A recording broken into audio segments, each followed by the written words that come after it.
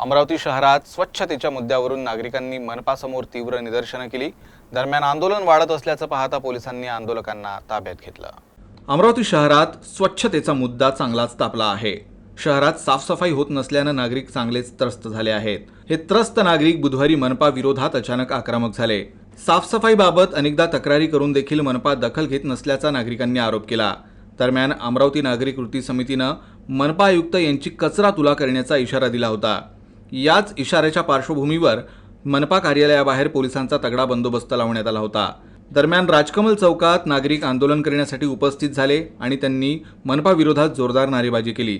दरम्यान आंदोलन चिघळत असल्याचं पाहता पोलिसांनी नागरिकांना ताब्यात घेतलं। यावेळी नागरिकांनी मनपावर मोठा रोष व्यक्त केला। दरम्यान काही वेळासाठी स्थिती तणावपूर्ण झाली होती। नहीं आवाजवाद्याचा प्रश्न लोकशाही आहे, माझी नगरसेवक आहे, एका पेपरचा संवाद झाला काय अशा पद्धतीने आपली तुला जावा तुला घ्यायचं करायचं काय मनपा आयुक्त पवारांचं करायचं काय